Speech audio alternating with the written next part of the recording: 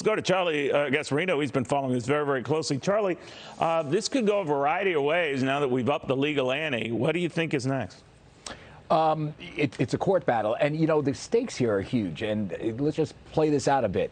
If Twitter is right, Elon Musk owes them money, and a lot of it, right? If Twitter says it gave him the necessary information, he has no basis, no sound basis that it's more than 5% of its users are bots, that he's lying to get out of the deal, essentially. Well, Elon Musk could face a court order, essentially, to make him go through with the deal. I mean, that is a possibility. And obviously, if you ignore a court order, as I reported first about a month and a half ago, citing John Coffey at Columbia University, if you ignore a court order, you can go to jail. And that's what he's facing. Now, what they're facing, obviously, Neil, is if he's right about this, that the bot information is more than what they're disclosing, well, then they're in serious legal trouble because they basically went out there and said they only have 5% bots or less or whatever they said that and he shows evidence that that's not true. They put out false statements. So there's a lot of bad stuff here.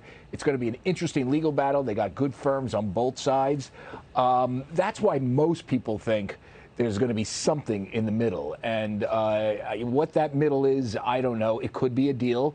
Listen, that stock is, this is where Twitter's in between a rock and a hard place. That stock is heading to have a 20 next to its name. But I wonder, Charlie, whether the real stock that Elon Musk was looking at was his own in Tesla. Oh, yes, and that, absolutely. of course, had its own little meltdown if you think about what's happened since he first announced this back in early April. So if you just tie his wealth to that at almost $200 billion and now $115 billion, I'm not getting into SpaceX or any of that, that was the currency for this deal he was going to use. Do you think that, according to people you talked to, gave him some pause? Yeah, I mean, he wanted to clearly lower the price or get out. There's no doubt. And it's fascinating. You could just, track exactly when he started saying, maybe not so fast. It just literally went when Tesla stock started to collapse, and that's the currency he was going to use for this. But here's the thing. These court fights are messy on both ends. Twitter probably has a better legal hand here, and a judge could say you got to pay for it because what you're saying is nonsense. But this thing's going to play out over a year or so. The stock is going to get crushed. I mean, we're in a bear market. Tech stocks are already in trouble. And by the way, Twitter is not a great business. I mean, everybody knows it. That's what made his 5420 bid so seemingly absurd at the time that he did it. It was like, I mean, who would bid 5420 for something? Forget that it doesn't make any money. It loses money and it has very little cash flow.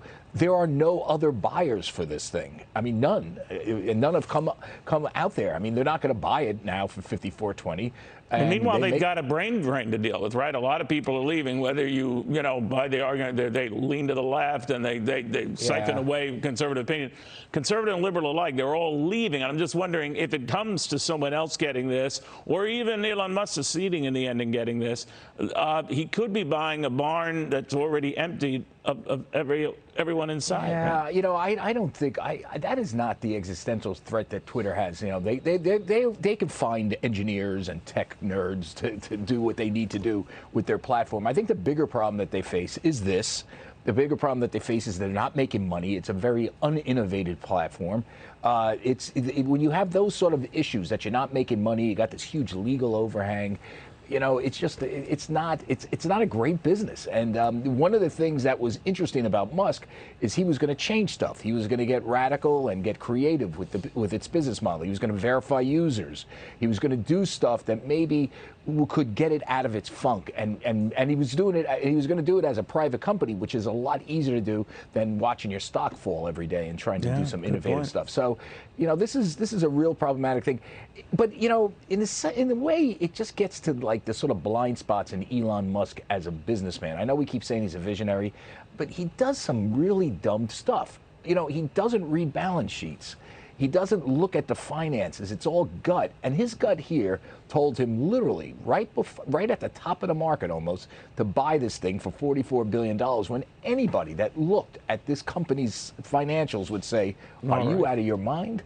Yeah, and many have said that of you, and then you're not even a. And they're true. You're not a multi-billionaire. You're just a low-ranking billionaire. All right, Yeah, Charlie, a great job as always. For Charlie Gasparino, following all of that. Hey, Sean Hannity here. Hey, click here to subscribe to Fox News YouTube page and catch our hottest interviews and most compelling analysis. You will not get it anywhere else.